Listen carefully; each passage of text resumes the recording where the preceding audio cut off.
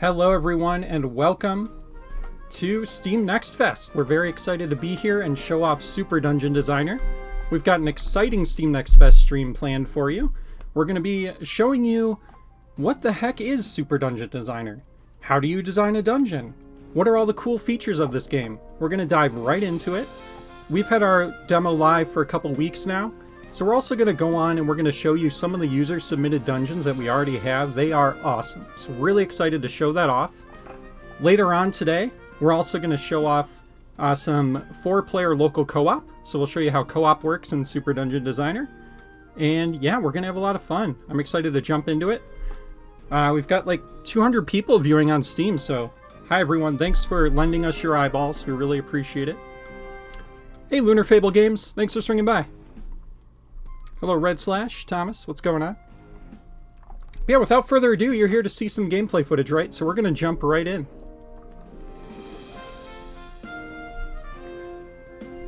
So, to start things off, I do just want to show how you can build a dungeon. We're going to show just the basics here. Then we're going to jump in and actually play some of the user dungeons. And then maybe we'll come back and kind of show how those user dungeons were constructed. We'll go in, show how the linking system works and all that. It's really cool. You can do a lot with the linking system. It's how you trigger events and make really cool puzzles in your dungeons. So if I go to build new here, you're going to start off with a blank room and you can kind of do whatever you want with it. If I want to resize this room, I can make it any size I want. I can make it any shape I want by simply deleting walls and re-adding more walls. Now, our demo is live right now, so if you want to play along with us, if you submit a cool dungeon, we'll try to play it on stream today. If you have any questions, jump in the chat.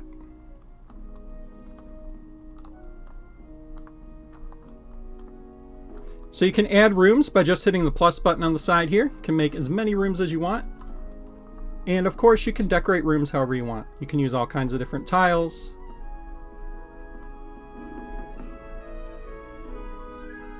And all kinds of different colors too. So if I actually want this room to be maybe a red room, I can switch to the red color palette. Bring in a red room here. Now to connect rooms, all I got to do is throw down a door. When you click on a door, click on a wall, it's going to tell you to place a connecting door. There we go. Those rooms are connected. Now maybe I want a locked door up here, and I'm gonna put, there's all kinds of different objects, items, enemies, and really cool interactions between all those objects. So we'll get into that a little bit, but if I put down, say, a treasure chest here, and I put a key in that treasure chest, but we don't want to make it that easy, so I'm gonna put down some enemies. They're gonna be guarding the chest. And you know what? The player might take some damage, so let's have them hold some health. So if you take some damage, you can recover some health. And then I'm going to swap over to Link mode here. And in Link mode, all I need to do is take one object, click on it, and then wherever I click this arrow, that's what that object's going to trigger. So I'm clicking on this chest, and now when that lizard archer is defeated, that chest is going to spawn in. It's that simple. It's all point and click. You could create all kinds of complex interactions with the linking system. I'm going to put a sword here, and let's see what this looks like real quick. I'm going to hit play.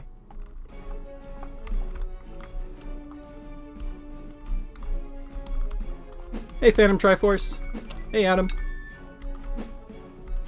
So we defeated the one lizard that was linked to that chest. Dropped a heart, but we didn't take any damage, so let's let him shoot us. There we go. Picked up the heart. We got a key, and now we could go up and open this door. So you can see how quick and easy it is to build dungeons. You can make rooms and cool situations really quickly. We tried to make the editor as intuitive as possible, but we're still looking for feedback, so let us know if there's anything, any features, or anything that you hope the game had. But we've got a lot of complexity here.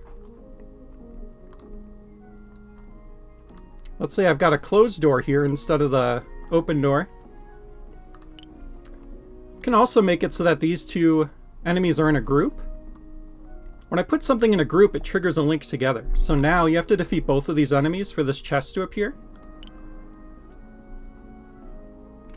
And then we can make it so you need to press this switch down for this door to open. All I did was link this floor switch to this closed door. Now that'll open when you press it down. And I'm going to put a movable block right here too.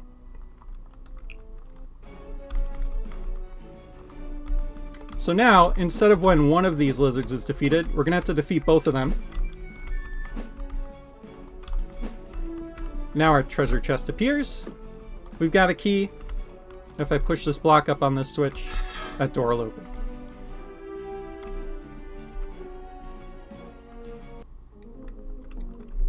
So that's the basics, the very bare bones. There's so much more to this game. You can check out the demo if you want to play around with it. We've got torches, we've got blocks, we've got triangle blocks that reflect arrows. We have all kinds of different weapons you can use. We have the frog glove, which is kind of like a hookshot type weapon. We've got dash boots that let you dash over gaps. All kinds of stuff. We've been working on this game for like 5 years now, so we're really excited to get it into early access soon so everyone can check it out. It's been definitely a passion project of ours. There's all kinds of decor over here that you can use to decorate your dungeon. And I don't think I explained this too. The stuff in the left menu kind of fills in the dungeon. It's all your items, your enemies, your objects. The stuff in the right menu kind of builds the dungeon. It's things like floor tiles, pits, walls, doors, and then decorations. So I've given a really brief tutorial here. Let's go ahead and jump in and play some already made dungeons. But first I want to show off the frog glove because it's one of my favorite items in the game. So yeah, with the frog glove you can go across gaps and you can stun enemies. And you can pick up things that are far away. I just love the frog glove. It's so bad. Alright, so let's go out. Red slash with the frog emoji. Let's go out to Browse Dungeons. So when you go to Browse Dungeons, and this UI is one of the only UIs in the game that still isn't final. We're working on the Browse Dungeon UI, so we're going to be updating that. But as you can see here, we've already got 5 pages worth of dungeons that have been user submitted. Last Friday we did a dev stream and tried to get through as many as we could, but there were so many that we couldn't do them all, so we're going to play through some of those. One of our favorite dungeons here, the Castle of the Chromatic King, just got an update too, so we're going to walk through that one because that one has a little bit of everything. It's a really nice dungeon to kind of show off what you could do in the game. So I think we'll actually start there, and then we're going to wander into some of these ones that I didn't subscribe to yet. So when you come into the Browse Dungeons page, all you have to do, click on a dungeon, click subscribe, and then you can click play. Again, this UI here isn't final. Still working on this. But this is the Castle of the Chromatic King. It's a level by Adam.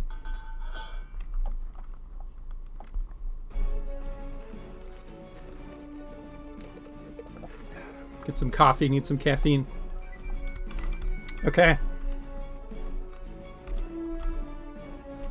Select your difficulty. Okay, so this is new. You just added this in. So we've got easy. You start with 5 hearts. Or normal, you start with 3 hearts. What should we do? I can't show that I'm a coward on a stream that, you know, 300 people are watching. So I think we're gonna go with normal. But first I found a secret here behind this bookcase, so let's check that out. Looks a little ominous. More spawn enemies. 2 starting hearts. Ooh, champion difficulty. Laser Cats asked in the Twitch chat, where's extreme mode? Here it is. 2 starting hearts and more spawn. Okay, you know what? Let's do it. So what Adam's done here, he used the one-way teleporter to do a difficulty for his dungeon. Basically, that one-way teleporter would take me to hearts that would give me more hearts in my starting stuff here.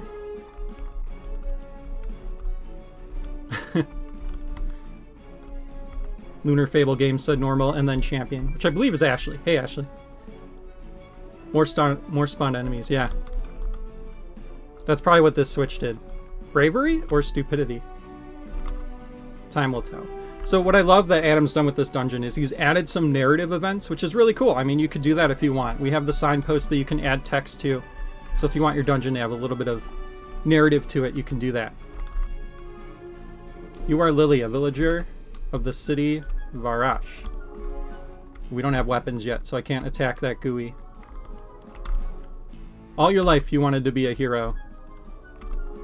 All of that changed when the Globulus attacked. Oh no, not the Globulus.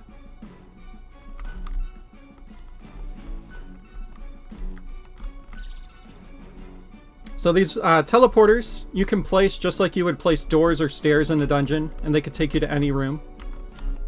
Oh man, I think this is one of the new enemies he placed. We're gonna run away from this. The red slimes will chase you. You'll never forget the screams of your kin. Tears in your eyes as you approach his castle. You don't know how, but you are going to get revenge. I'm impressed with myself for dodging all those slimes. You have no weapons, but you have courage. So we're going to dodge these lizard archers. The lizard archers are really cool. We call them Lizarks. And they can trigger switches. So if you put down an orb switch, you can trigger it with your own bow, or you can kind of trick the lizards into triggering it. So some cool puzzles you can build around them.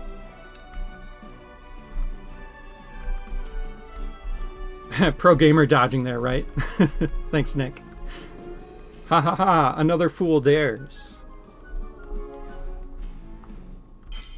So this is a checkpoint. When you activate a checkpoint, you'll see which player has activated it by the color of the little orb spinning around. Player 1 is white. And you can place multiple checkpoints throughout your dungeon. If you die, you'll respawn from the checkpoint. This is our ghost enemy. Once I get a weapon, if you hit the ghost enemy, it will turn into its devil form, which chases you and it's invulnerable. Because who would hit such a cute little guy, right? Alright, we're going to do these in order. These are our flame enemies. The flame enemies are pretty cool because they will chase you if you're 1 tile away. And if you have any open torches on the ground, they will actually jump into them and light the torches. The red hall will be your end. So what Adam did there is he set up an invisible trigger that made text display when I walked through that square. So these are the statue enemy, and they will fire and light torches if their fireballs hit any unlit torches. I don't really want to mess with them right now, but we'll use them to light these torches here. Okay, this door opened. And the warthog enemy will charge at you on sight.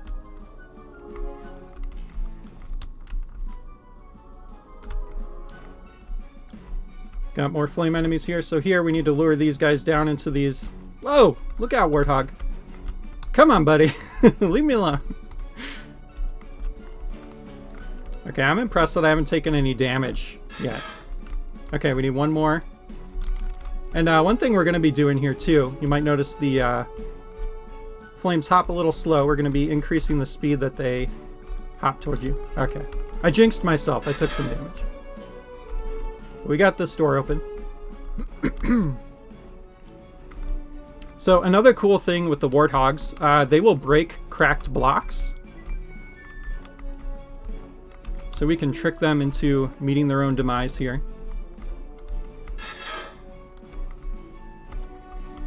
And we've got our first weapon. We've got some bombs. Also have a chest here that I'm going to open up. And you know what? I'm going to switch from playing on keyboard and mouse to playing on controller. So I'm going to hit escape here. And also there's a map. If you need to see a map of your dungeon, you can do that. And I'm going to go to controls and I'm going to switch this over to a wired controller. You can do that mid-game. We've got that all worked in. We have full controller support for when you're playing a dungeon. We're working on getting menu support in, so it's not in right now, but we'll have that in during early access.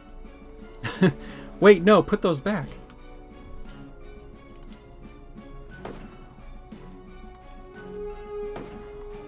Okay, so we've got some chests here. We use the bombs to break those cracked blocks. We got a key from one of the chests. And we got a heart, so you'll see our max hearts increase from 2 to 3.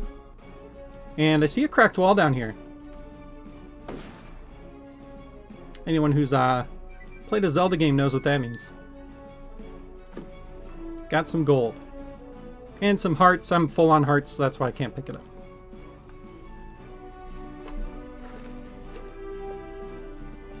So we're going to navigate back now that we have bombs.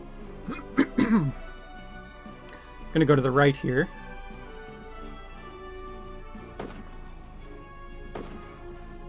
Take that slime out with the bombs. There's a heart there if I ever need it. And you know, these bookshelves aren't suspicious at all, right? There's one. Suppose you think yourself clever.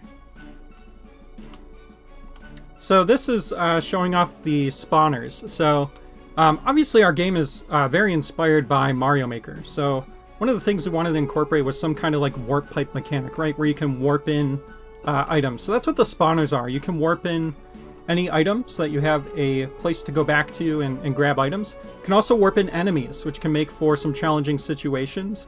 And you can link to the warp to turn it on or off. So if you want the player to have access to something, you can set up a link so that it turns on during certain events or turns off.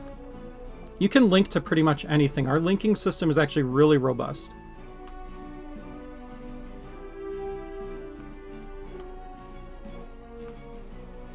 Thanks, Nick. Appreciate that. All right, so I have one heart. We're going to attempt to take out these Yep, okay, never mind. Listen, I made this game, I swear.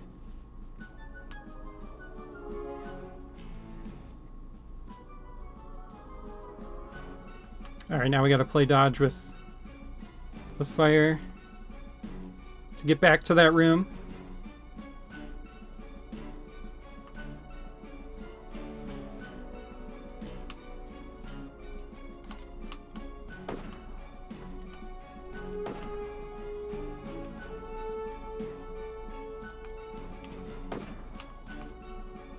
Oh, Lunar Fable Games, are you still in the chat?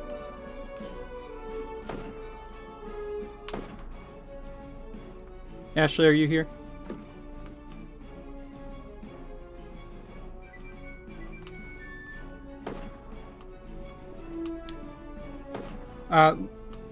Reason I'm asking, Lunar Fable Games is actually also in Steam Next Fest. Ashley, if you want to post a link to your store page, Lunar Fable Games has a really cool roguelike that I think you'll enjoy.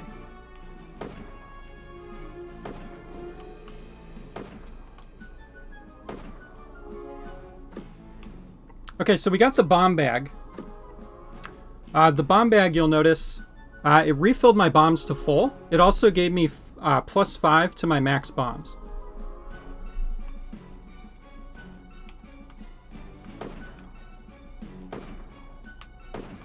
Yeah, no problem. Yeah, go check out Ashley's game, just not right now. Stay here for now. Ooh, we've got a cool spike room. So when you set up links in this game, oh god. You can set them up so that they can trigger recurring. So right here, there is an orb switch set up that's repeating. That is linked to these spikes, and you can see it right here. So this one is set to these spikes, this one is set to these spikes, and they're making these spikes come up. So you can automate all kinds of really cool stuff in this game. We got an extra life. Extra lives are just for fun in this mode, but we're going to have like a kind of 100 Mario type mode in the game later where lives will matter. But for now, they're just kind of a bonus item. Alright, as I die. Fortunately, I think we're done with this section. So, we got the key. I'm going to move on. Extreme mode's no joke. I should have done normal or easy. So we're going to take these guys out. The statue enemies are kind of unique in that they're actually weak to bombs. So bombs will do 4 points of damage to them. They have 5 HP. So you could do a bomb and a sword swipe to take them out. We don't have a sword though, so I'm using the bombs.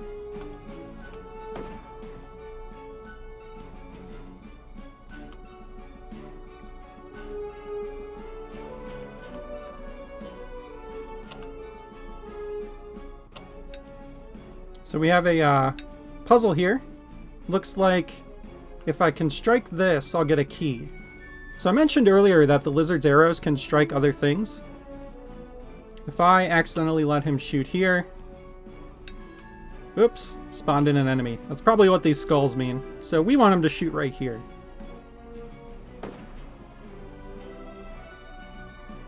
So now we're going to wait for his lovely RNG to work his way over this way.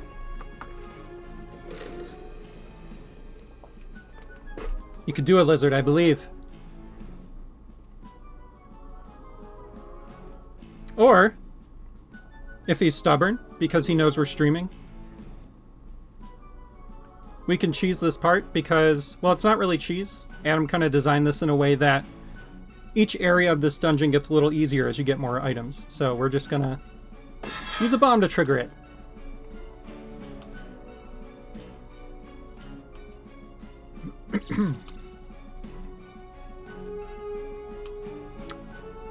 Alright, looks like we've got a maze. So you know what? I bet there's a clue to this maze somewhere, so I'm going to go back because that other door opened. So let's see. Okay, we've got a puzzle here. So yeah, the triangle blocks will reflect arrows at an angle. And when you link to a triangle block, you can shift how it's positioned. So it'll actually rotate 90 degrees. And I'm going to move these blocks out of the way. That hit that thing on the wall there. And look at that. We've got a clue. Left, left, up, up, right. So it sounds like that's the direction I need to go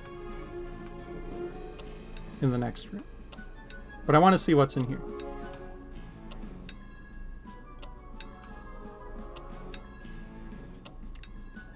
Looks like some chaos I can't quite interact with yet. So we'll come back. I forgot the order already. Left, left, up, up, right. Okay.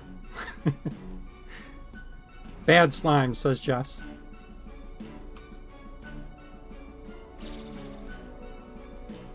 Okay, so let's try it. Left, left, up, up, right. Hey, it worked. And if we really wanted, we could check the map too. That's kind of a helpful way to look through, you know, what you got going on in the dungeon. So we've been to a lot of rooms already. Oops. Alright, let's go in here. Thanks, Thomas.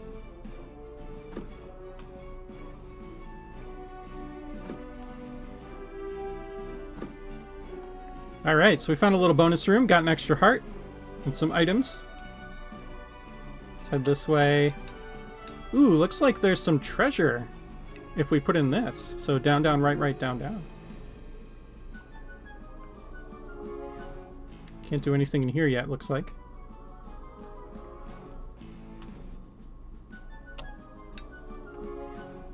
Bah, I made that easy on purpose. Nice, we got the bow, we got some arrows. So now we've got a ranged weapon. We can hit these switches.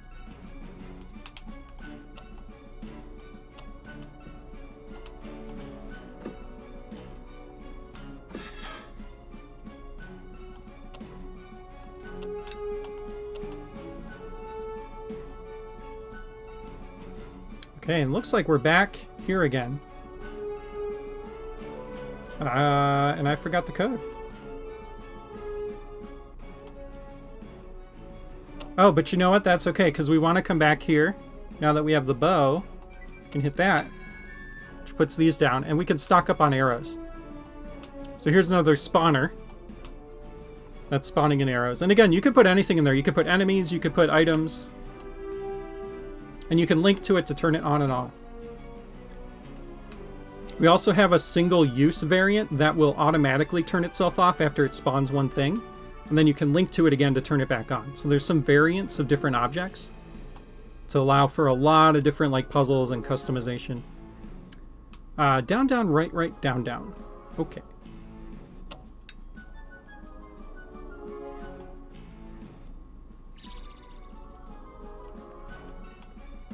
Down, down, right, right, down, down.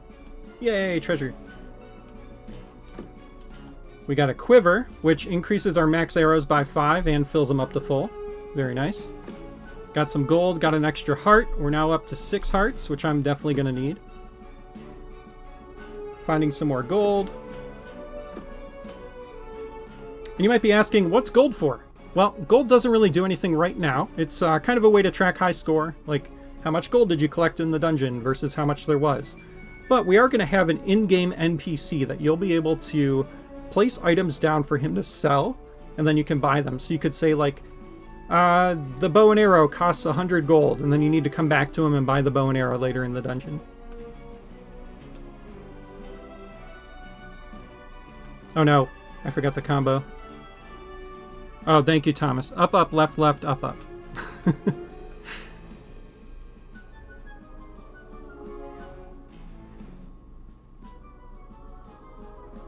There we go.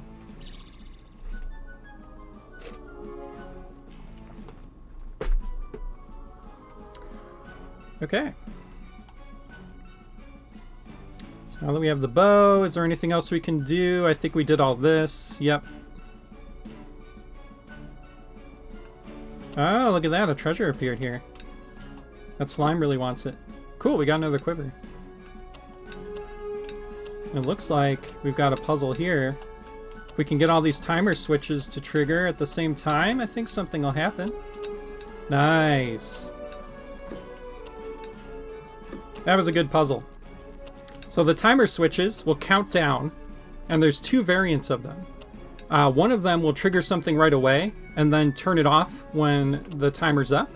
The other one won't trigger something until it's done counting down.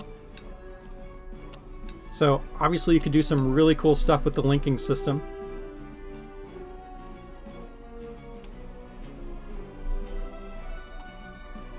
Alright, I think we're done with the yellow area.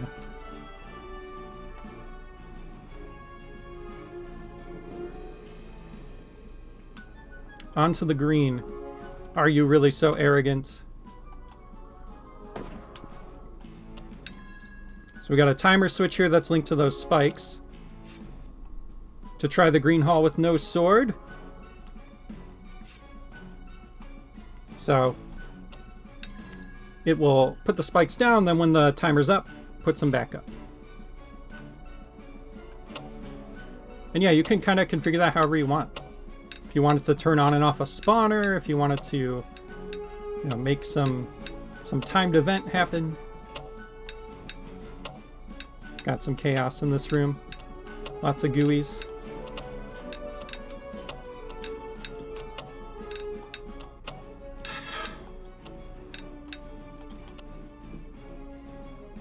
Some arrows here. Oh, one more. Don't worry, you'll join your friends soon.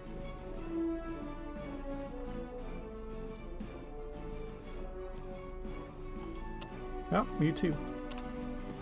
Okay. So, got this top room here we're going to check out. And again, those warthogs can destroy cracked blocks, so we want to be a little careful here.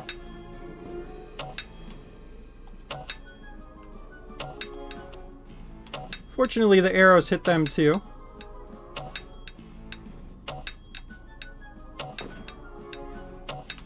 Whoa. How have I not taken damage? Ah.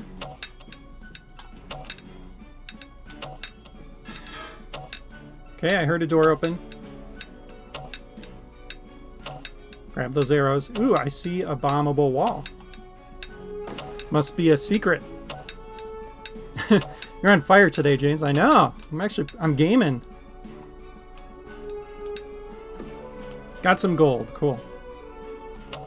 And lots of hearts if we take damage. We could come back here. Alright, so bats will chase you if you get too close.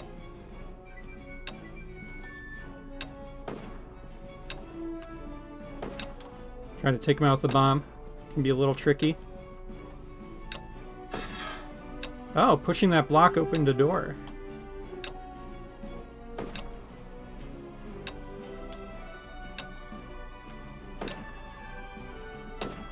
There we go. Oh, some of them spawning bats, though. So yeah, you can link a pushable block to anything you want. If you link it to an enemy, that enemy's going to spawn in. You just neo-dodged those warthogs, mad respect. Right?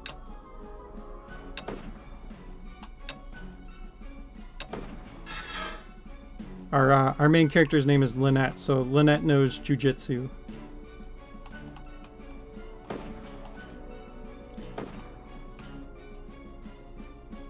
Alright, we'll head through here. Hopefully we find the sword soon. Got some more arrows, that's good. Well, down to 2 bombs, so I need to be a little careful with my bombs. I don't want to waste them. There, we got some flame enemy we need to guide here. Ah.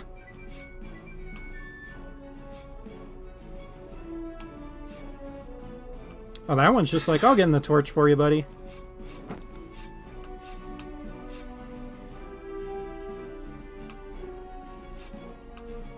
Try and stay on the safe tiles here, because they'll go diagonally. Whoops.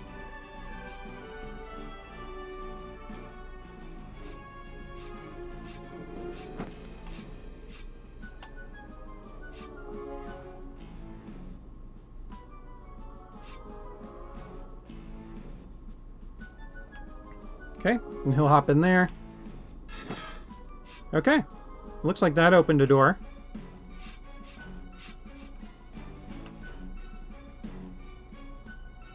Ooh, I see a bunch of sword statues, so... I felt sorry for you, so have a sword. Is the name Lynette a reference to Drag and Drop? Isn't the guy's name Linus? It wasn't an intentional reference, but I like it.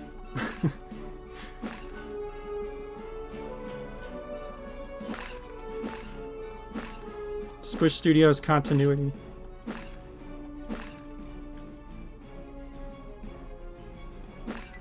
And yeah, so these jars here, when you place them down, you can hide things in them, items and stuff, and then you can pick it up.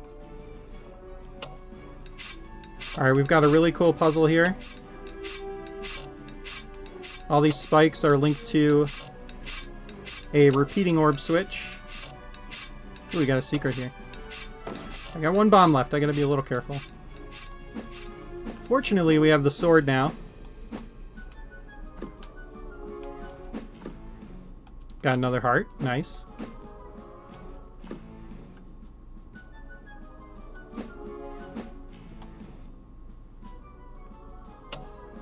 Okay, I gotta be careful. Studio lore, yeah.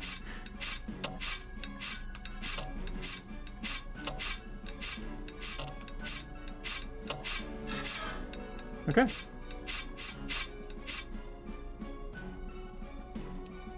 And now, we're stuck here.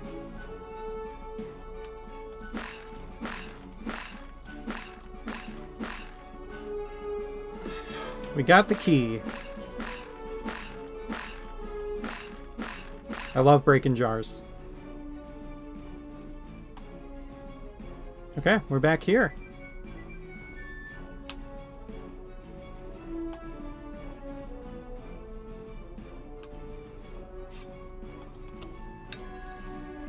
So we'll get out of here and make our way to the next key, which is in the blue hall here. So we're about halfway through. This is a longer dungeon. You can make dungeons any length you want. And the way that you end a dungeon is you step on a end level floor tile. You can place as many of those as you want. So if you want to make a dungeon that has like multiple exits, you can totally do that.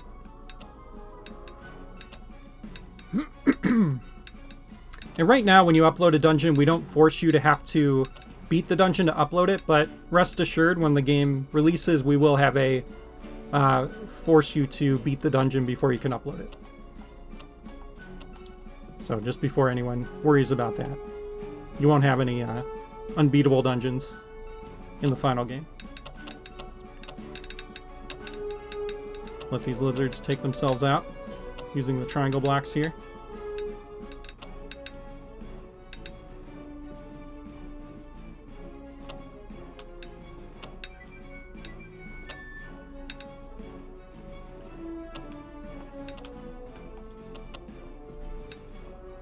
Looks like we've got some unreachable things here, because if I fall in a pit, I take damage.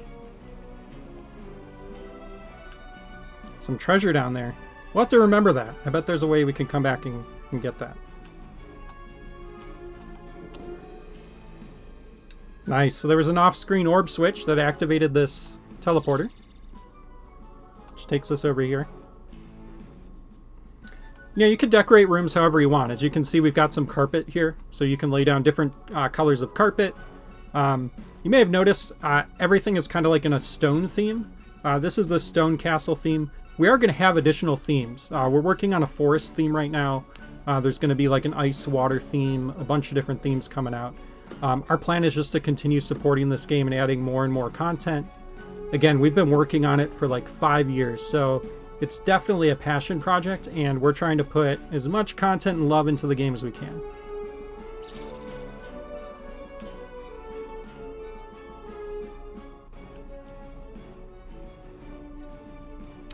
Alright, so we've got a switch here. What did that open? Up here? Yep. So many secrets.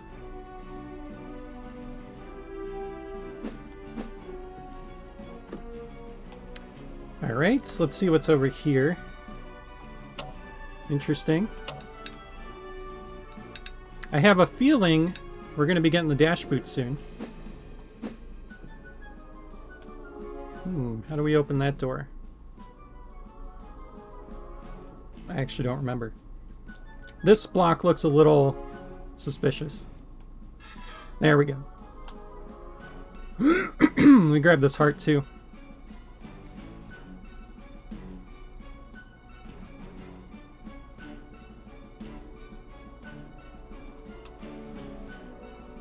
Alright, these bats are a lot easier to take care of now that I have the sword.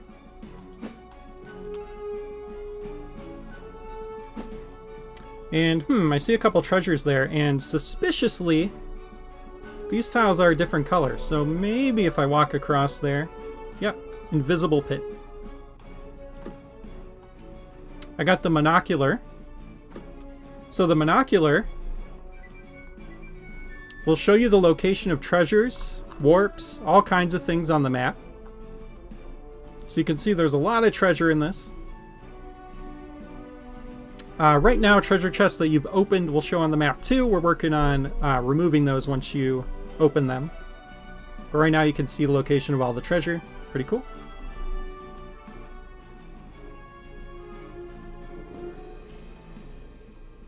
Looks like I can't go over there yet, so we're going to go up north here.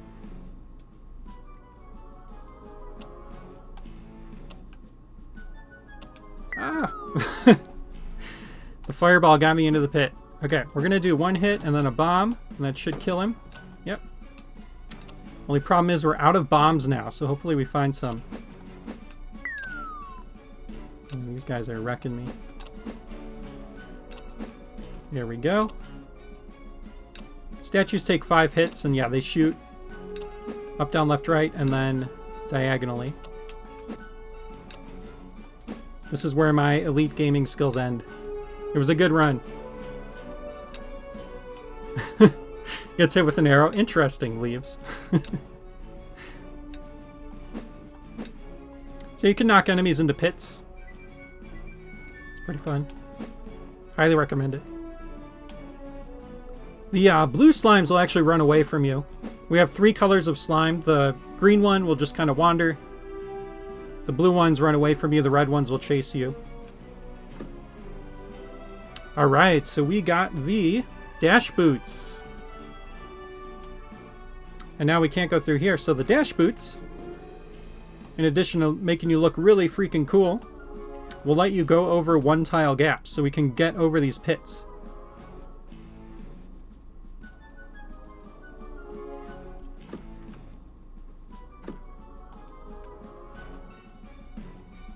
And we got a heart. Cool.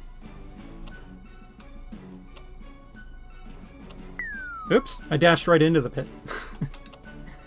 There we go. And you can dash through obstacles too, so like these arrows won't hit me if I'm dashing through them. You can also bump into enemies to kind of like knock them around and you won't take any damage. It doesn't damage them, but it bumps them out of the way. So now we can reach this area.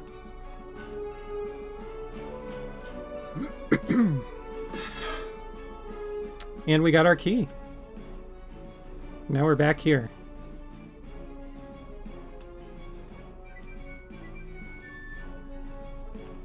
But you know what? I remember seeing a room here. I don't want to miss it. Where we could use the dash boots. I think it was over here. Yep. So if you remember this, now we can...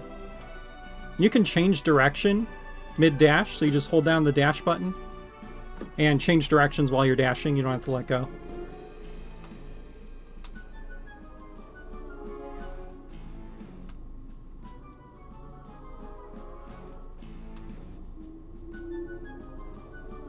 And it makes you move a little faster too, which is nice. Alright, we're heading into the purple room. Purple room is kind of terrifying. Not gonna lie.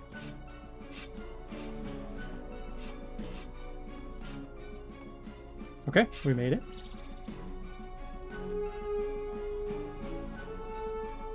Your courage will fail in the Violet Hall. Alright, we don't have bombs, so we can't take the easier route here. So if I step on this, we lose some light. Oh no, we're losing more light. So there's light levels in every room. It goes up to 4 torches. So if all the torches are out and you have an empty torch in a room, it's going to be dark. And it'll go up with each torch you put in up to 4. So you can do different light levels. And you'll see here we're going to get an item that makes use of that. But also I used the dash boots to skip over this floor tile. So I didn't trigger that last one going dark. Because you could do that.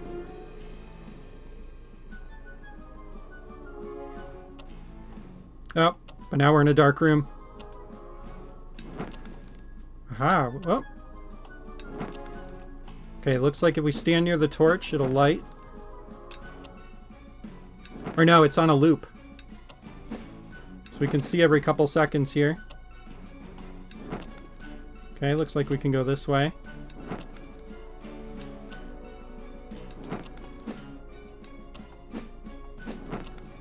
And anything up here? Nope. Okay, we'll go through the right here.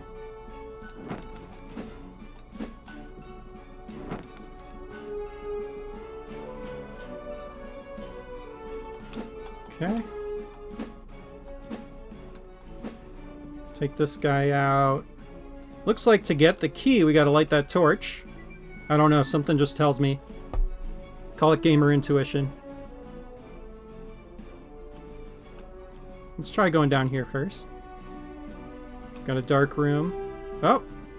There's some spikes. Can't do anything in here yet. So let's head back up here.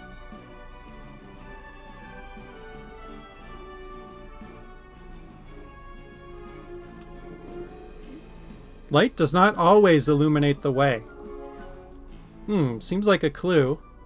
And I noticed there's different color tiles here. So it looks like the spaces around the torches are pits. Ah, yes. Okay. I know that because I'm a good gamer, and I would never fall for, you know, those, knowing that those aren't pits, so. If you were at the stream on Friday, I totally fell for the fact that those are pits.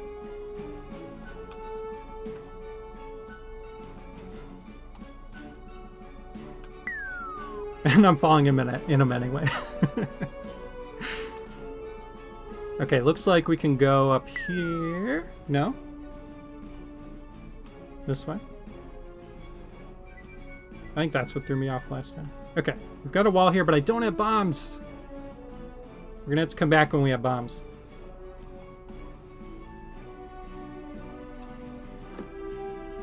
Alright, we got the lantern. Afraid of the dark. So the lantern increases your light aura, and you can also use it to light torches.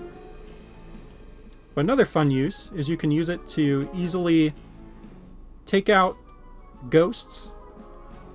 When they go into their devil form, you can one-hit kill them. Or they can one-hit kill you. So you'll see there I was able to use the lantern on the ghost when he was in devil form.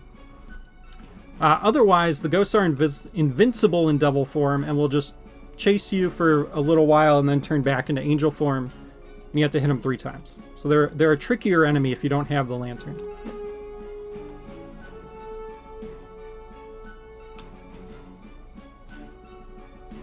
Alright, so back in this room.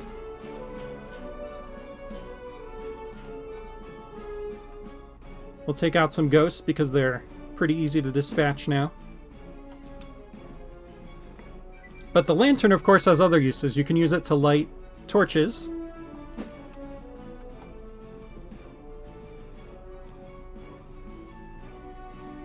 Push this block out of the way.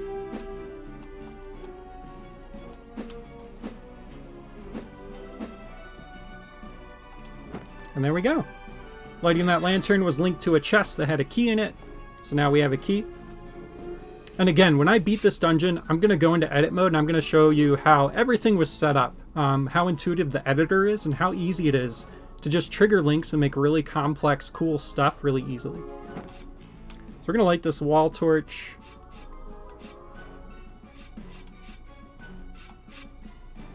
Do I want to go in here? No, we've been here. So we're going to head back.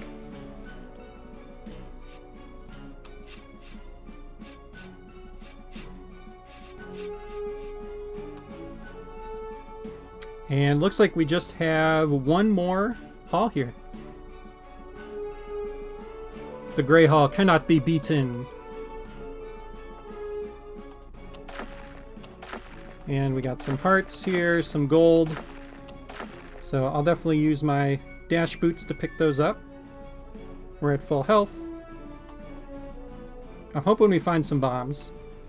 So you can link skulls and pots to things too, so this skull's probably linked to this door. Yeah, to open it.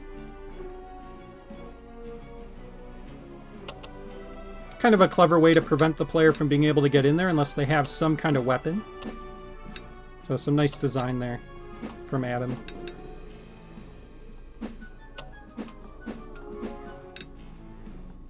Take out these blobs. And the only weapon we haven't seen yet is the frog glove, so I have a feeling we're going to be picking it up in this hall.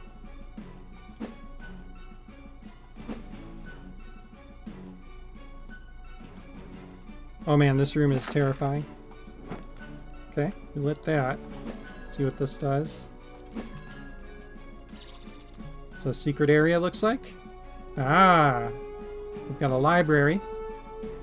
Library of Globulus. 4713. Seems like a clue. And you can see these frog statues here. You can latch onto them if you have the frog glove. I bet 4713 is the order we gotta push these bookcases. Let's try it. 4, 7, 1, 3. Nice. Nice little puzzle there. So yeah, you can use the signpost to kind of leave clues for players and stuff like that. So can't do much in here, so let's teleport over. Uh-oh. Turned off our switches. Can't go back. Take out these ghosts, and then we'll go through that door.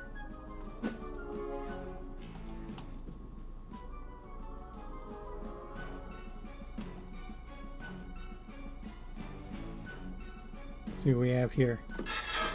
All right, we got the frog glove. And a heart. Yeah, your inventory can only hold 4 things. Since we're out of bombs, I'm going to come into my inventory. I'm going to switch out the frog glove with the bombs. So now we've got froggy action. And yeah, we can latch onto these targets to go across really wide pits. It goes as far as 6 tiles, I believe.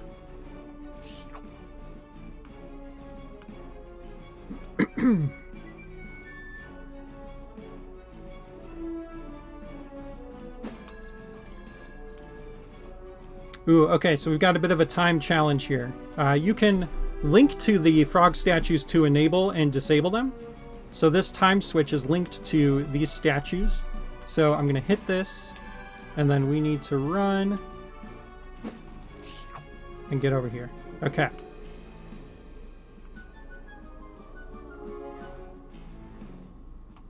Back out here, we can get over here now.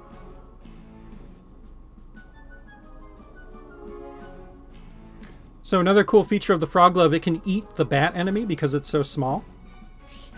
So if we grab one, you'll see a munch.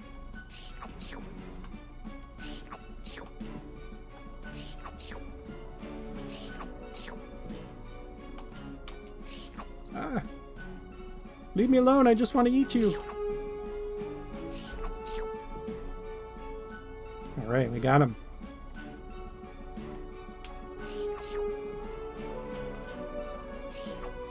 Get out of here.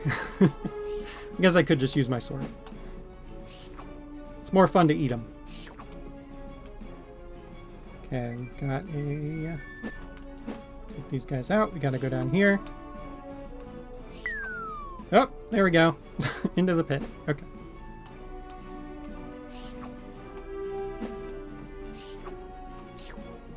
Out of here, bat. Okay, and oh, looks like we got a walkable area here.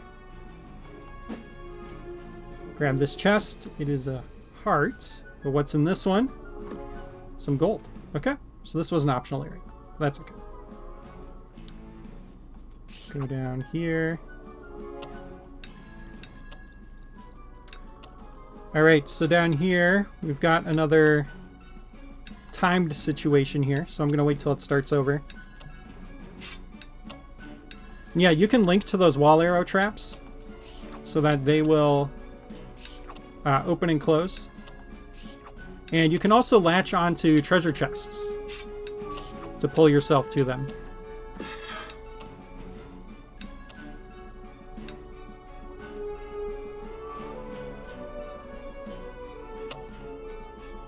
Okay, looks like when we stand on here, it activates a bunch of arrows.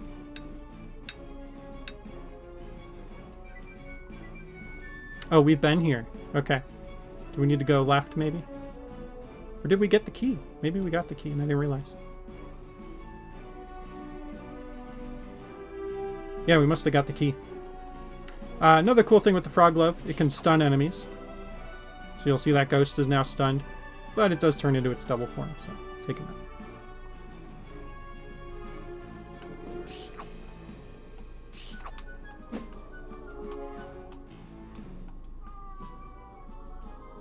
Okay, I think we have all the keys. Let's see.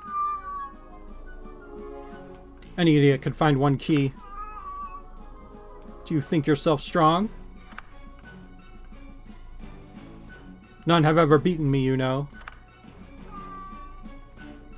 You think you can just come in here,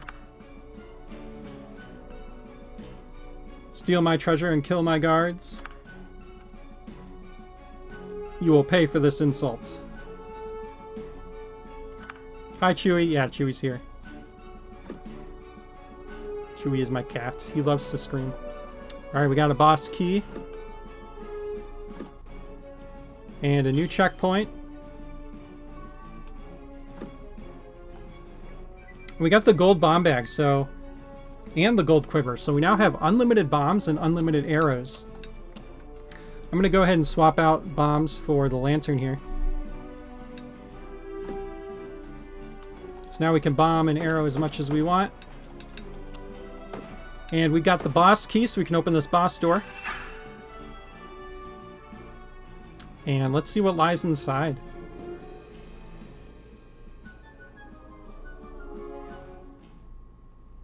Did you hear that? The music went off. I see something dripping from the ceiling. Could it be our first boss? I am Globulus and I am your end.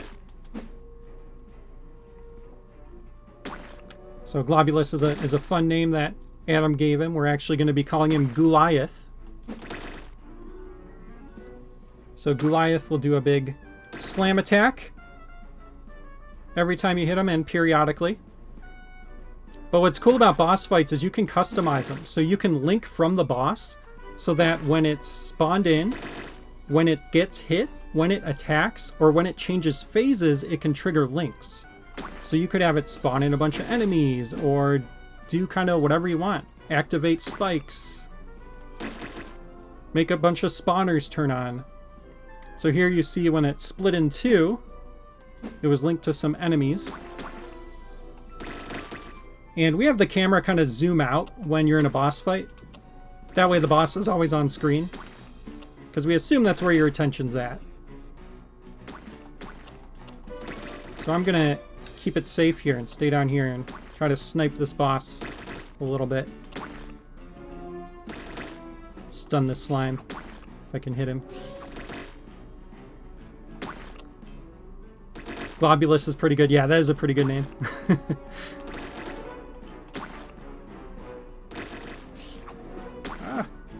Will we defeat Globulus? Fortunately, we did a lot of the secrets, so we have a lot of health.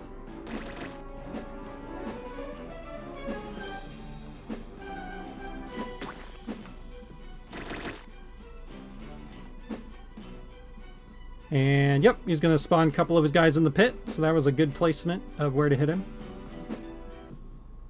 And okay, we defeated him, but he's linked to another boss.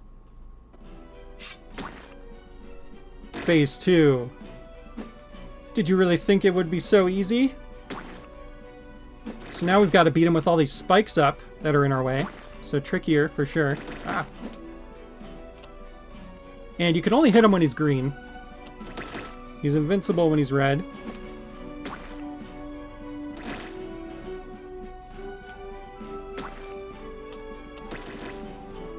Okay, we got the split.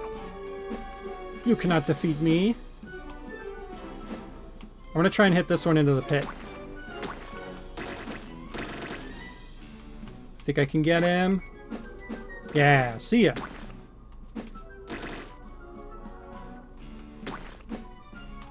Ooh, looks like the split spawned in some red slimes, so they will chase you. Definitely want to get rid of them.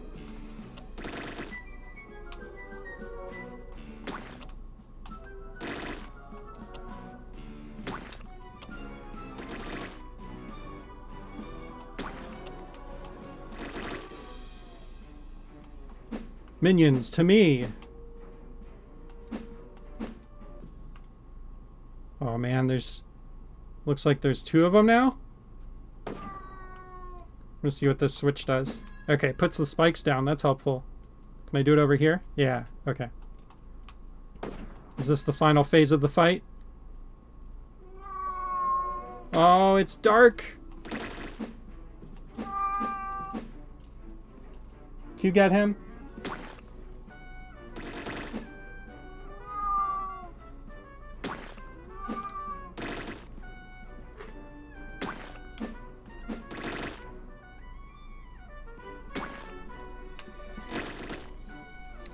Fighting Globulus in the dark. Love how his attack looks in the dark, though. It's really nice. This cannot be!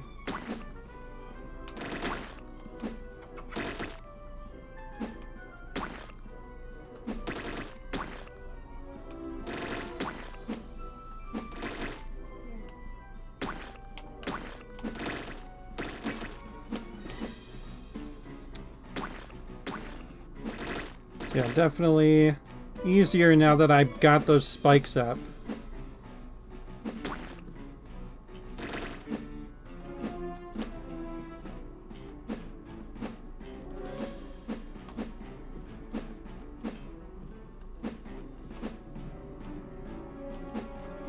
You haven't seen the last of me, he says. I will return someday. The castle is collapsing. Escape north.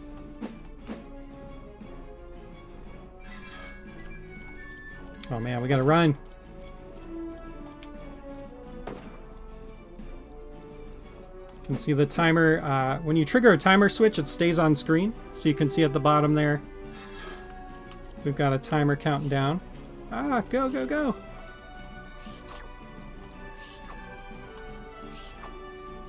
Eat him. Okay, we can dodge across these. Take him out. Ah, how do I get that? Oh, I go over here. Okay.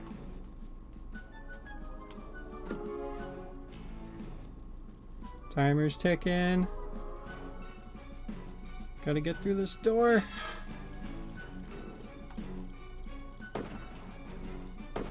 Get out of here. It's worth taking the damage here.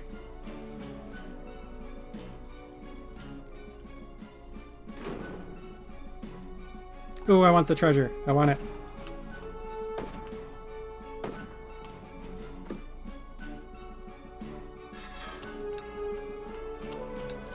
Looks like I need to trigger all these.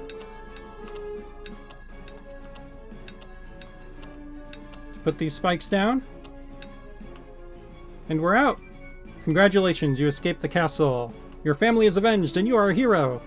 Will Globulus ever return? Perhaps. But for now, celebrate! There was 1,200 gold in the castle. And 6 challenge trophies. How much treasure did you gather?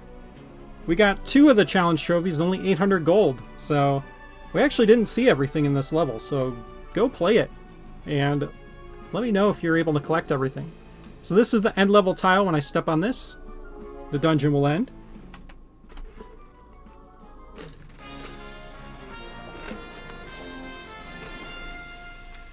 GG! So yeah, wanted to really show off that dungeon because it's a really good example of kind of a little bit of all the items and things that you can use in the game. But there's so much more because you can do so much with linking, you can do so much with the different ways that objects interact. You can, you know, customize your dungeons however you want. So let's return to dungeons, and I want to show you really quick what the builder looks like for this dungeon. So if I go to my dungeons here, I just need to find that dungeon. It's right here. And actually I need the updated one. So I'm going to go over to downloaded dungeons. This is going to show you all the dungeons that you've downloaded from online. And I'm going to hit duplicate. That's going to create a local copy for me. And when I hit edit, it's going to take me in. Game looks super fun, inspiring stuff. Thanks, Nick. Really appreciate that.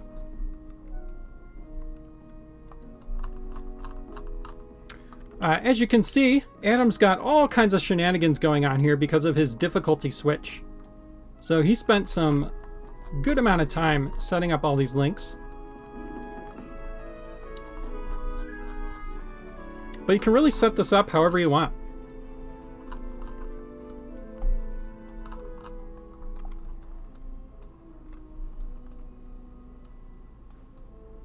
Try to find some good simple examples here. So here you can see there's a repeating orb switch that's linked to some torches, and there's an arrow shooter. So every time that hits, those torches were turning on and off, if you remember, in that room.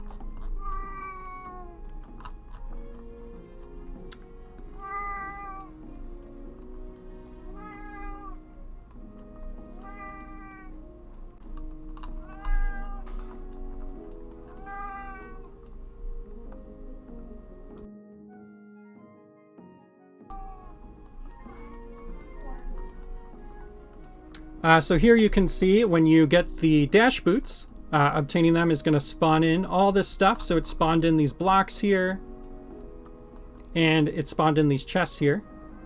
And it's that simple. All you got to do is go into link mode and just create links.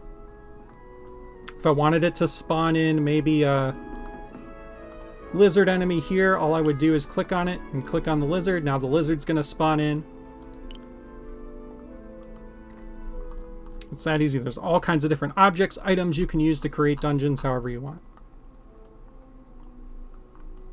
Looks like this is a room that we missed for the dash boots. Pretty cool.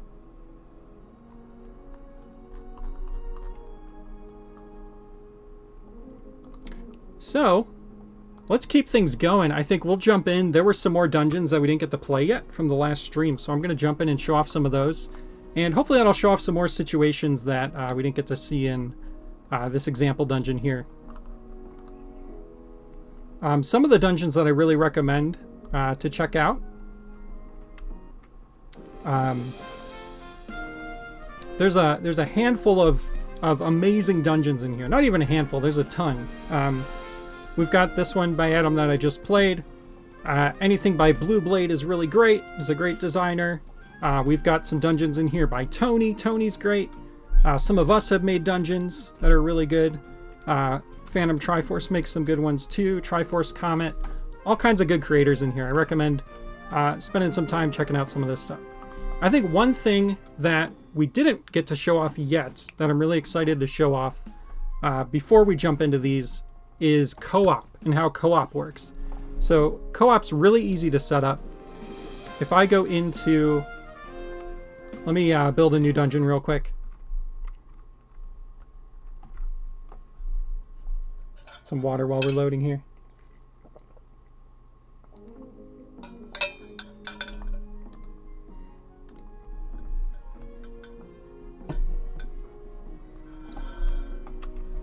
So when I'm in a new dungeon, there's a button up here with a little backpack. If you click on that, it's going to take you to your starting equipment. This is where you can say, you know, are there things you want the player to start with? Maybe there's things you don't want to force them to have to pick up. They just have these things. You can add it to their inventory here. You can set how many hearts they start with.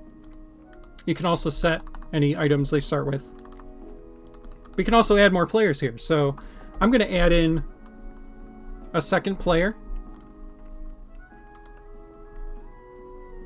And you can also change their starting locations. So if I want player 2 to start somewhere way off in the distance in the other side of the dungeon, I could totally do that. And then I could have unique triggers set up so that things that I do in my room are affecting things in player 2's room. You could totally change that up however you want. So you can make some really cool puzzles around co-op. You can also specify if you have a shared inventory. So if you want it so that when player 1 picks up the sword, player 2 also has access to the sword, you can do that, or you can check this off, and now you've got players that are kind of specialized in their roles. So player 1 has a sword, player 2 doesn't. Maybe player 2 finds the bow and arrow. Now player 2 is going to be the one that's going to do all of your ranged attacks while player 1's taking care of melee attacks. So if I play, you can see we've got both players here. And we're working on character customization is going to be in the game, so you'll be able to customize the different characters.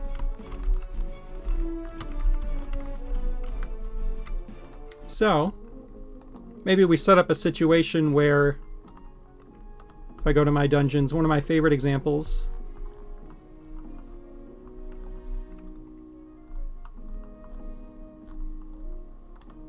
I have to go to downloaded dungeons to find it. Is this It Takes Two.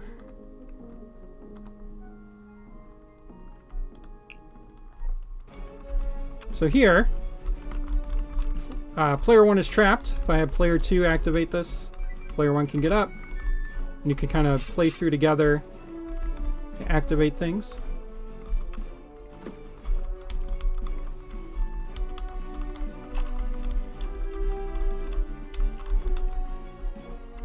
So now player 1 can access this, and so on. Oh yeah, tables are breakable with the sword. You can also put things on them to pick them up.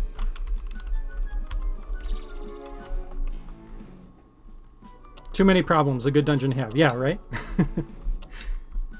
And then yeah, we have up to 4 players split screen. So you can choose whether you want it to force split screen or not, because it could be a little jarring if you go from a room and then it's suddenly split screen. So under settings, you can click force split screen on. I actually kind of recommend having this setting on because it'll keep you from getting kind of confused where players are.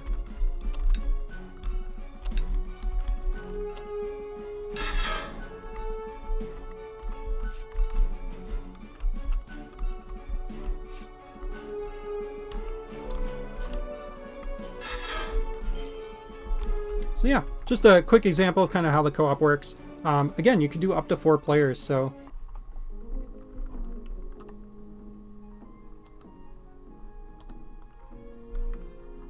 if I add in a few more players here and I hit play, you can see we've got split screen with up to 4 players. 4 players gets chaotic and it is so much fun.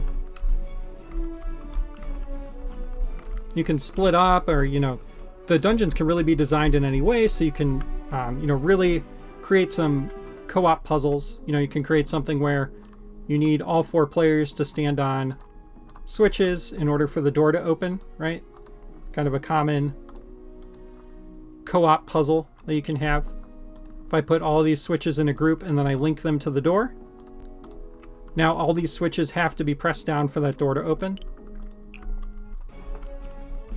So player 1 stands there, player 2's here, and then player 4 can come here, the door will open.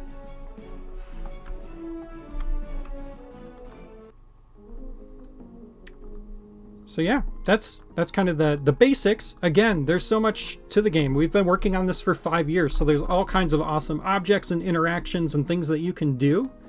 So I encourage you to experiment, play some of the dungeons that we have available under Browse Dungeons to kind of get a feel for some of the cool things that people have already done.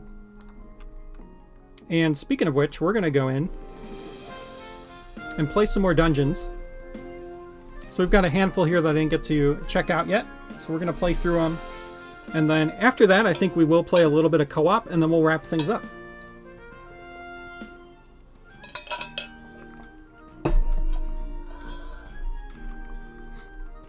So let's check out the Icebound Fortress. This is a level by Blue Blade 8.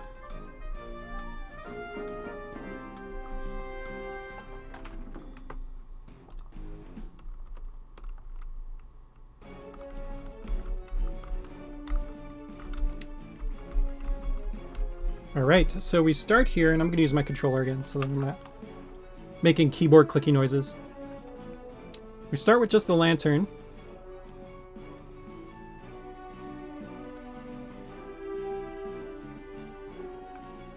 See a blue slime.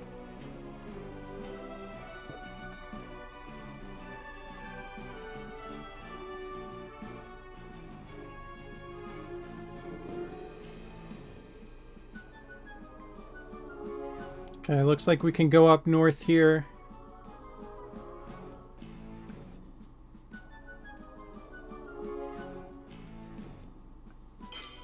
Okay, got the checkpoint.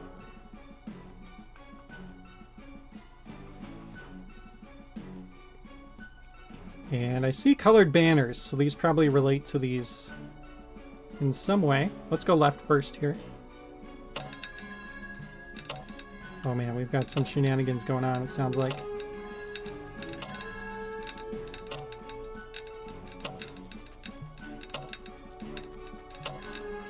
Ah, so many arrows.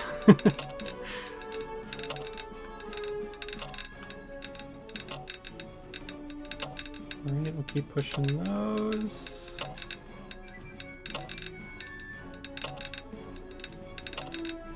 Okay, we'll go in here.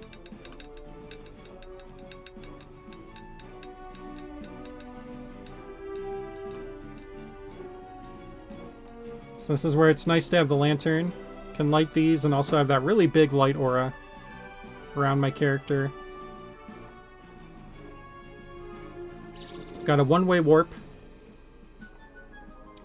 So yeah, there's two versions of the warp. There's a single one-way warp, and then there's a warp that you can activate and deactivate.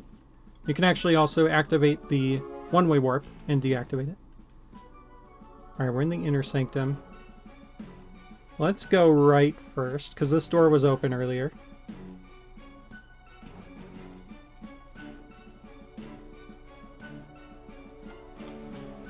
Alright, we've got a warp.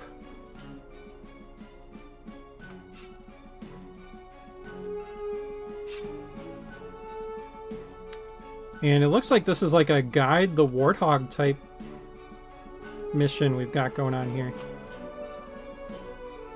Okay, pretty cool. Nice, so now he's stuck there. So if we warp up here, he can get us out. We can get him up here.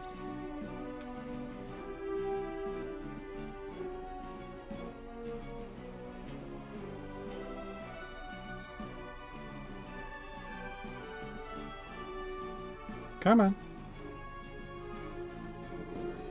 Just gotta wait for him to come up. There we go. Nice. Blue Blade makes some good puzzles, for sure.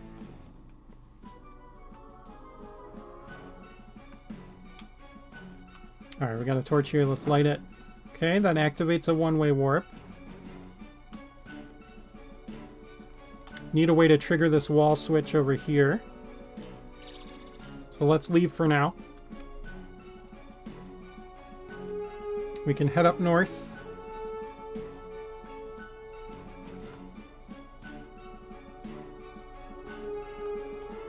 Oh, okay. We need to weigh that down, looks like.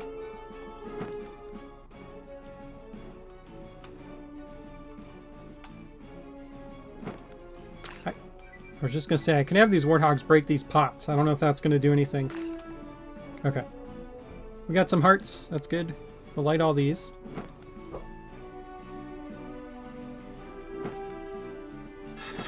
Okay. That opened the door.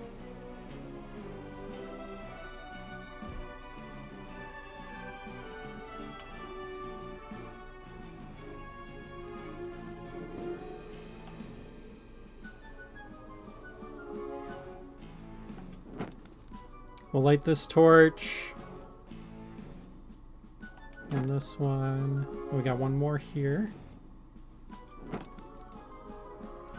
Alright, give me a weapon. A map. Okay.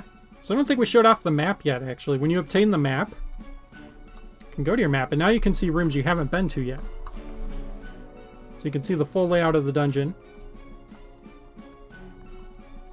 Pretty cool.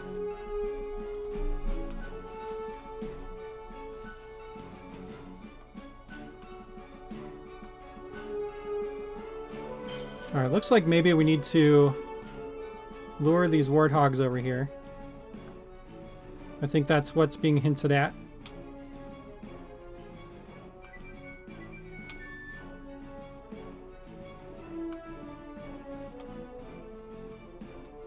And get them to go in there. Nice. This looks like that got us a treasure. We got a heart.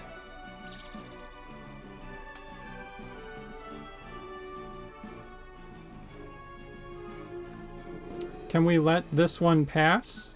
No, this weapon is not to be removed. Shall we then? I suppose so. Ah, ghosts. So this is what I love, is that we added in the ability to add text. Thinking people would probably primarily use it for like setting clues and things like that, but the narrative that's come out of it has been really cool. I love the little narrative moments in the dungeons.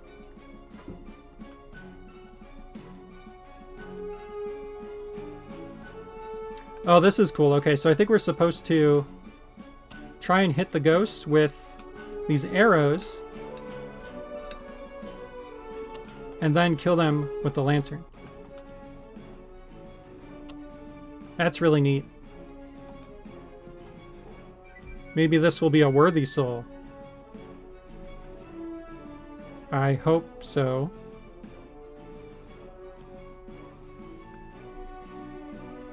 Ooh, really cool sword room. You hear a rumbling sound.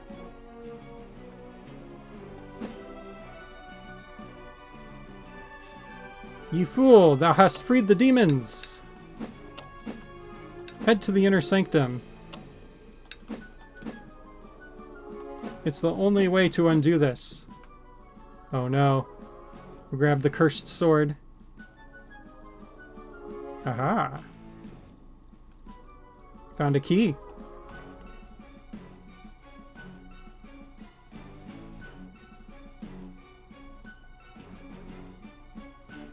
Oh, there's a timer on screen. We gotta run. I didn't even realize. Ah.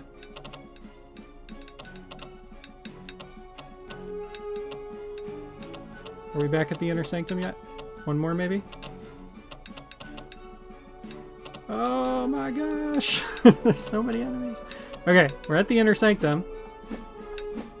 So maybe if we take these guys out in here, we'll be good.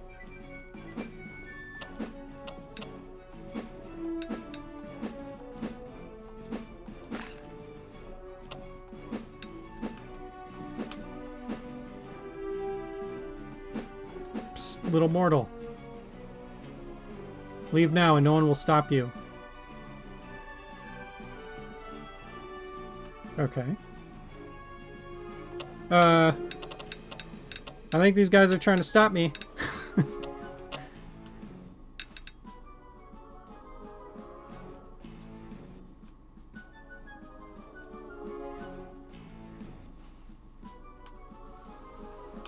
This isn't your fight. Just walk away and save yourself. Oh, is that what this teleporter's for?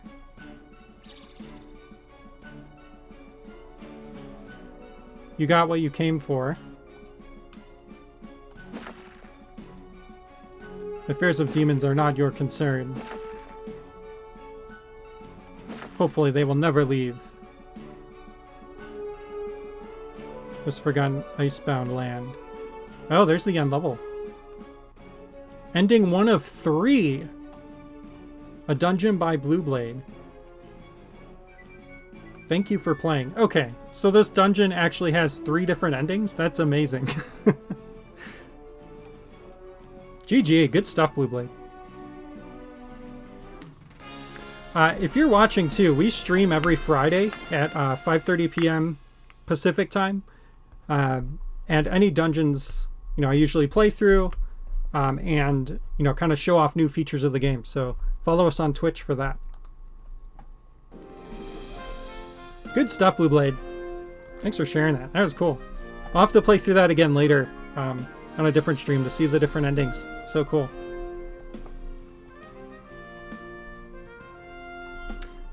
Alright, let's check out Phantom Swamp. This is a level by Phantom Triforce, one of our programmers.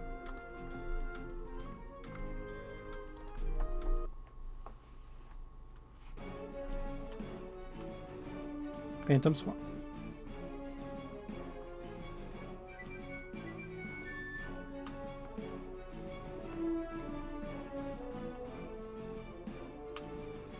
Alright, looks like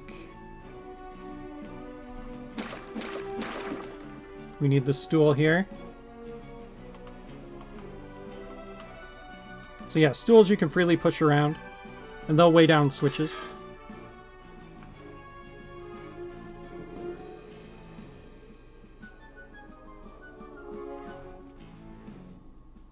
And then I think actually after this dungeon, let's jump on and do a little bit of co-op. So if anyone from the team is around, let's try and do some remote play together. That'll be fun. F1. Okay. So floor 1. It says basement 1.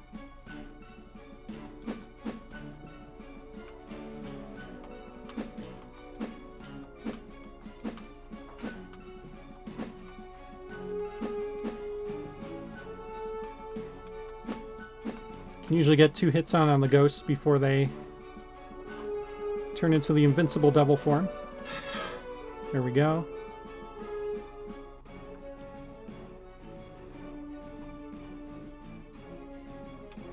Alright, we've got a few doors here. Is that a high five, Thomas? Thank you. Or no, or is that you saying that you're available to play?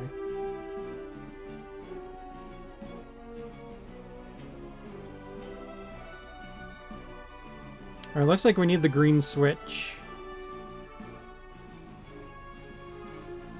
The up and down block switch. Up and down blocks are cool, they're universal, so you don't link them or anything. When you hit the up and down block switch, it'll affect any up and down blocks across the whole dungeon.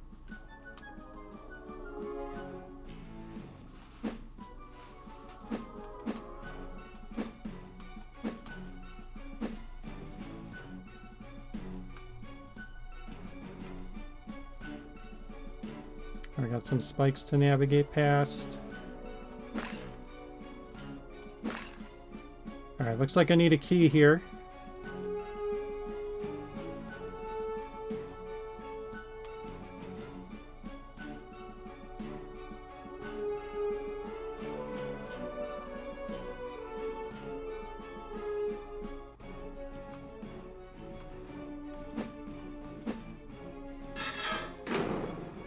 Ooh, we got a one-way door.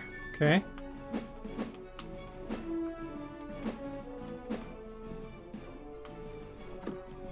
Got a key. Okay. So we know where to use that. If we can get back there.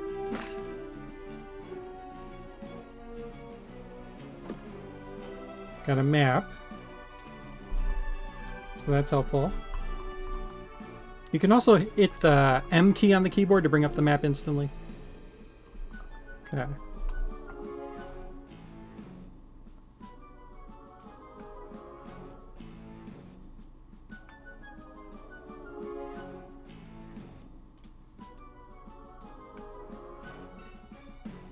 We'll head up here.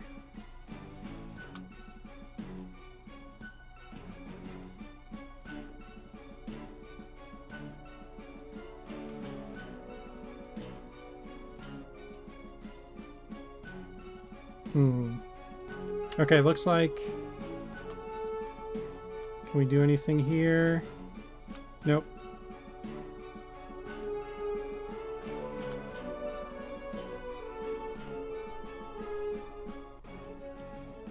Oh, spawned in a slime somehow. Okay. Interesting. Must have been a tile I stepped on.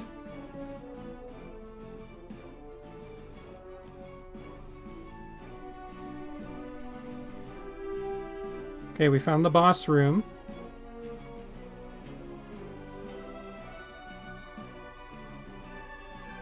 But there's two types of keys. There's a boss key and the yellow key. The yellow key is just for normal lock doors. The boss key is like a greenish key that opens the boss doors.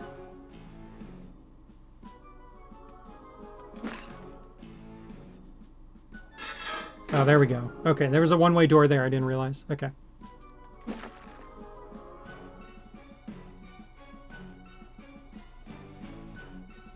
So now we have the key.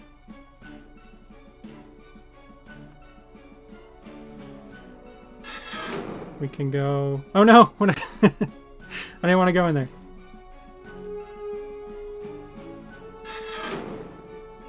Just kidding.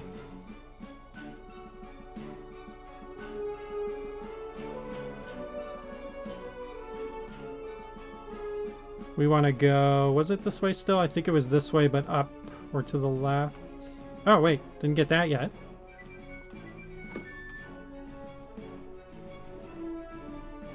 Okay, need the frog glove there.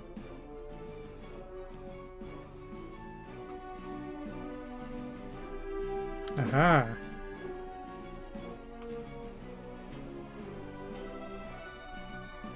Oh.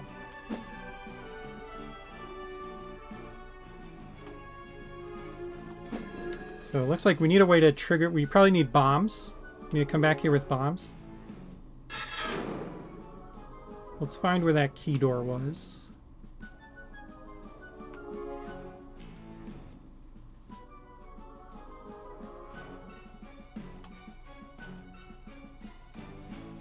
Must have been over here.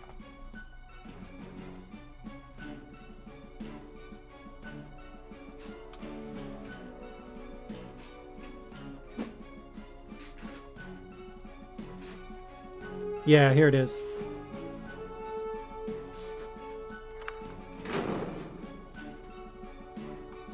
Alright, we'll take out these slimes. Activated a warp. Let's see what else is here. Another one-way door. I'm guessing that warp is just a way to get back, so let's go this way.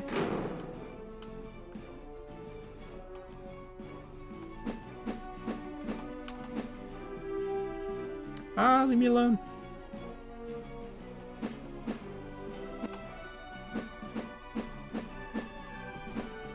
Alright, take out these enemies.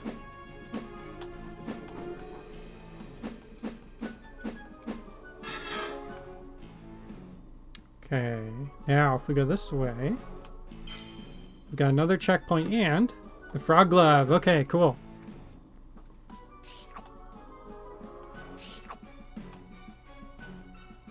And we've got these arrow indicators to help us see where to shoot.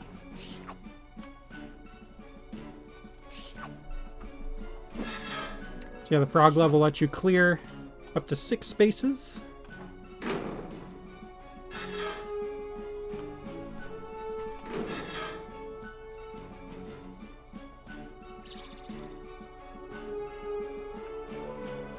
Oh wait, actually, I think I want to go back here.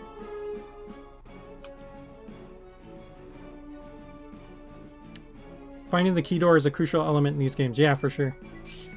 Go this way.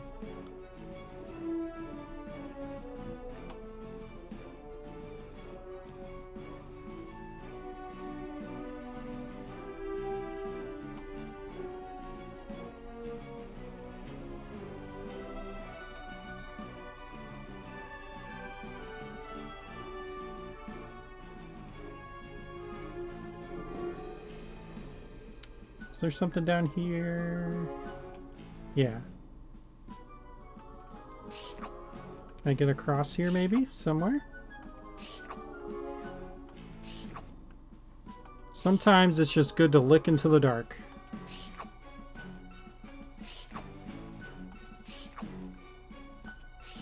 No. Okay.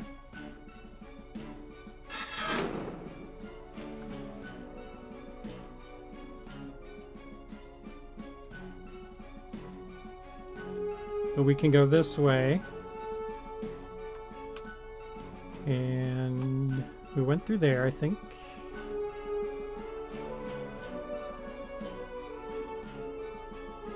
Can't do that yet.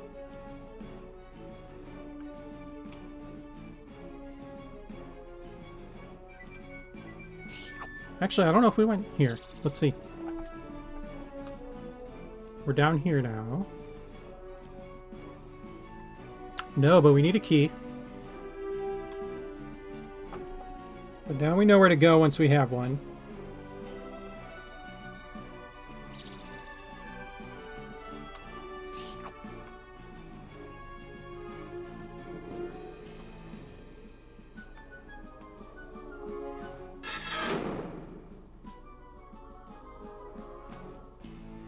Don't know if we went in here. Okay, that's the boss room, right? Okay.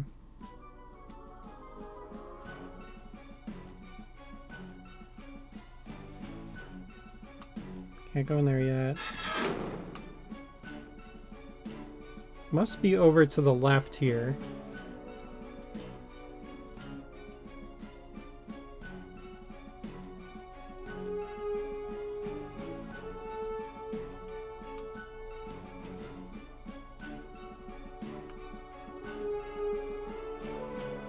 Yeah, we've been here already. Okay.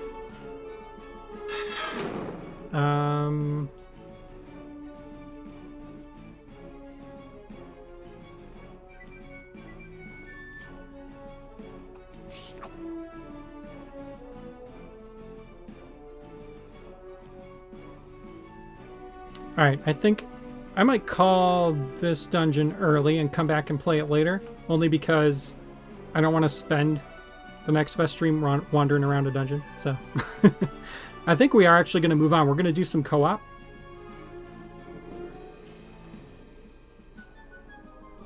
Getting lost in a dungeon is very nostalgic for me. Oh, use the map a lot. Yeah, yeah. Yeah, I could have used the map. That's true.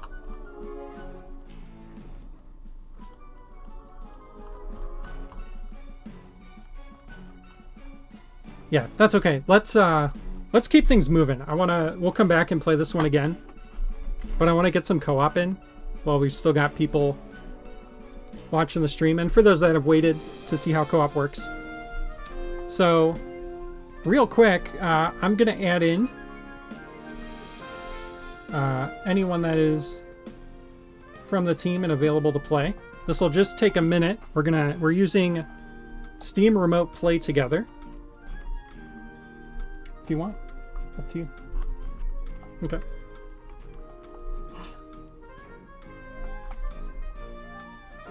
Yeah, sorry, Sanjay. We'll come back and beat it. I just want to get to the multiplayer here.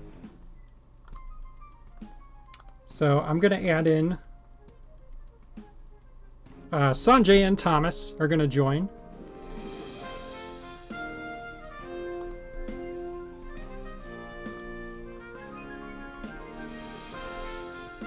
If they're ready.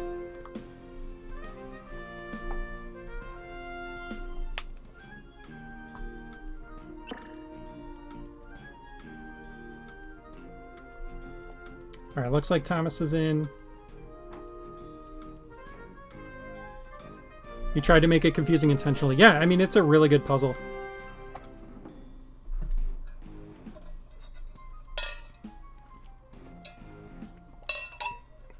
All right, if you've been waiting to see some fun co-op.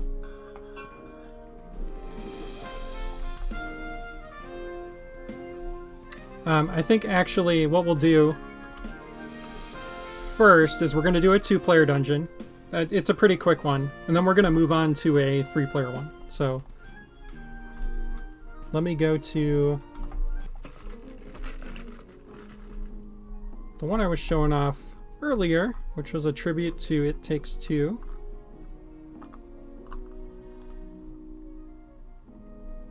Wait, we're jumping in a little bit. We're going to do a 2-player one first. And you can already see, I think this is Thomas. If it's Thomas, run left to right really quick.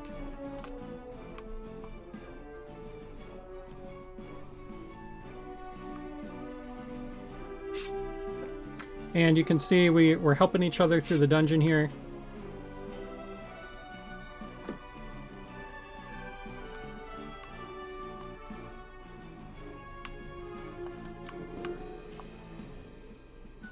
Oh, and player 2 has spawned in a sword for me.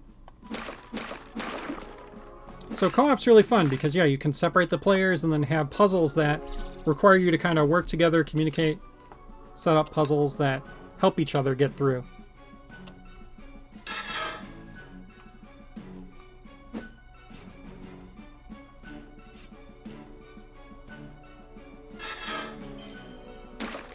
Player 2 got into the next room. Yeah, Sanjay, we'll just do 2-player and then we'll jump into a 3-player one. This dungeon's pretty quick, so. Okay, I got a new checkpoint. Looks like I've got to destroy these skulls to light some torches. And I just spawned in an enemy on Thomas's side that he's taken out. And then we have to use these spikes to get ourselves over to the other side here by pressing this switch. So you'll see as I'm stepping on and off, Thomas is moving across. Whoa, nice. He one-cycled it. The man is a maniac. So I think if we both step on that, yep, it's going to spawn in a bow. And we have a shared inventory in this one. So when I get a bow, Thomas has a bow too.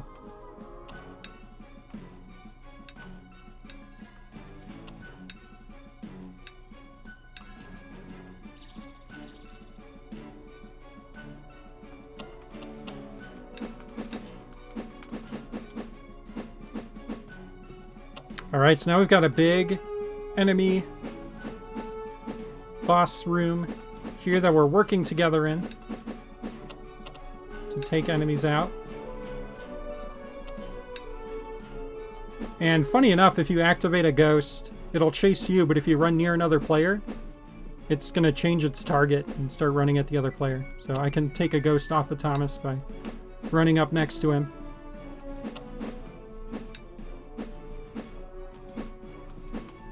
Ah! Why would you do this to me? Alright. So Thomas got the gold bomb bag, so now we can uncover this tile. But there's a secret over here. So we're gonna head in here, collect all this gold. Woohoo.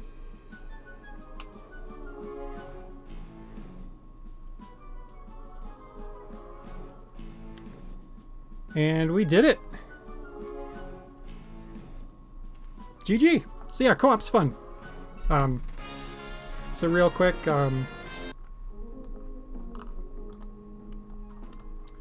just to show how this is set up before we jump into a 3-player battle here. Really simple. You just have the links kind of affecting things in the other player's lane. So when this table's destroyed, these 3 pots will spawn. When this block is pushed, this chest will appear. When this bookcase is pushed, this chest appears. When I step on this switch, this warp activates. You can create puzzles really uniquely however you want. Cutting enemies into your co-op partner, classic, right? It's co-op, in quotes.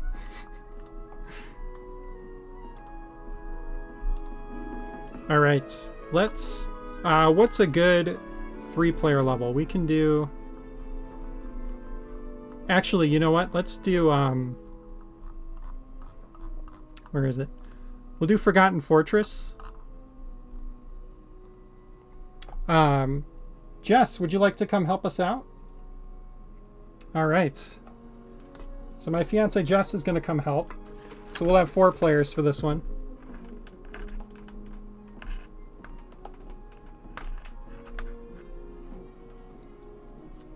And I believe I have 4 split screen on, so we'll all have our own screen. There you go. High five. Okay, so real quick, before anyone gets moving, I'm gonna set... let's set Jess to player 4, because she'll be looking down in the bottom right here. And then it looks like 2 of us are using keyboard. So I will be player 3. I'll use the player 3 controls. So whoever is also using keyboard can use... Oh, hang on, I gotta reinvite Sanjay.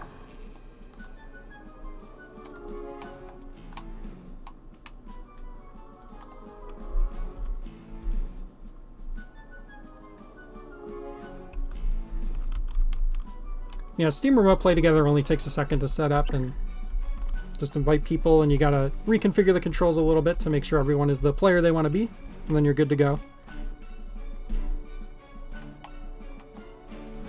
Okay.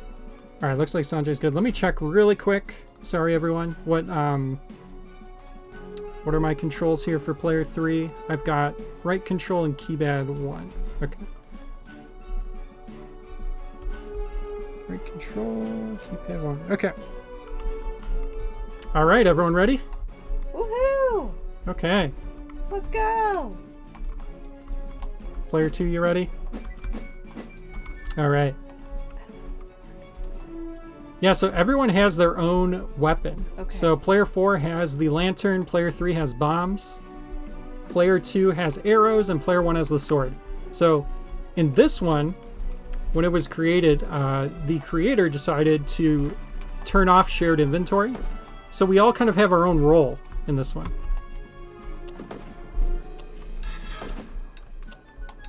Help. Okay, looks like we're good.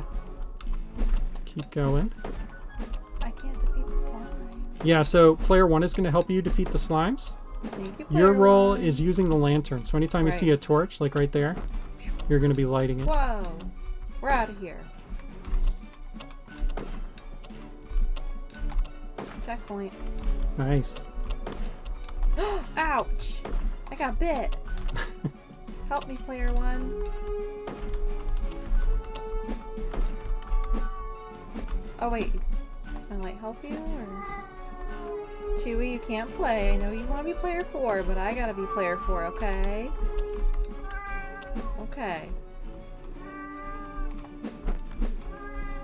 Chewie can't stand when he's not the center of attention. He's drama, everybody. Quick Whoa. Chewie show off. There we go. He just had some lunch, Get out of here. so he's gotta tell everyone about it. Alright. There you are, player 1. Whoa!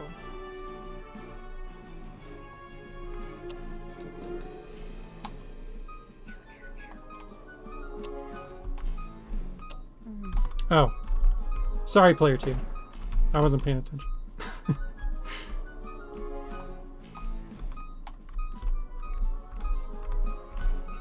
Who's player 1? We need that to go one more.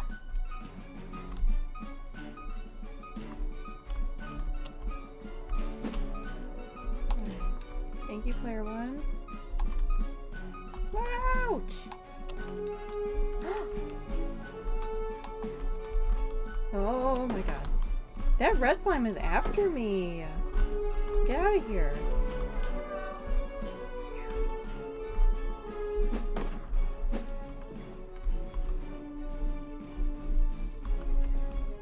Alright, so we have a torch in here. Once we can get Jess over here.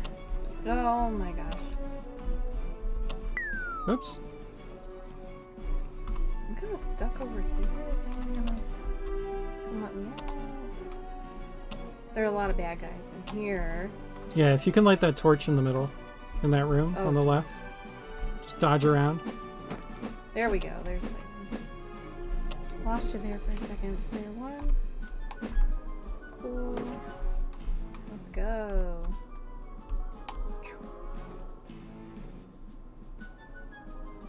Now you can step off. Yep. There you go. Now you can both get through. Love the fall noise. Thanks, Metal Man. It's kind of cartoony and fun, right?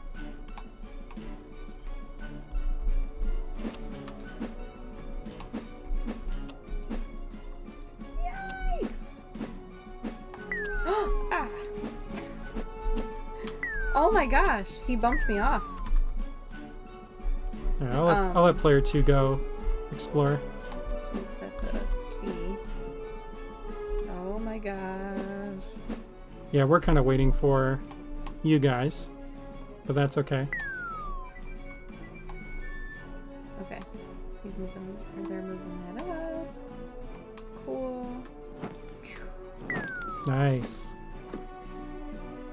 Let's Okay, you guys got a key. Awesome. Okay, so you guys, player sorry. 2, you can now... Yeah. So you guys can get through. We need player 4, though, because we need the lantern. I know. I'm trying to get through these spikes. Can someone let me through the spikes? Or... Yeah, so wait, no. Oh Go my step god, on that, go step on that. sorry. Okay, player 1's going to hold that down for you. Yeah. I just couldn't see them. They're off screen, so I didn't know where they went. Yep. Alright. Am I good, player 1? Someone's going to come back and hold that down for you so you can get across. So just stay on it. Okay. Yeah, player 2's coming. So player 2 will hold... Oh, we need bombs. Okay, hang on. I will... Oh, never mind. You had a bomb. Okay. So yeah, player 4, come on down. You can head down. Oh, you guys both can. Okay. Just had to bomb that. Yeah. Alright, so everyone is coming into this room now. Wait, am I good? And yep, you're good. And then player 4, you're going to light that lantern that's flashing on the right. All the way to the right. Oh, okay. Alright. Good teamwork. So now we're all together. And player 4, you've got a couple lanterns up here. Actually, 3 lanterns you need to light. But then, oh my god, will someone come save me? Ouch! We're all here to save you. We're going to take these guys out. Ah! Someone help! Green slime. Green slime. Oh my god, he's gonna hit me. Yep. Ouch. Ouch, ouch, ouch.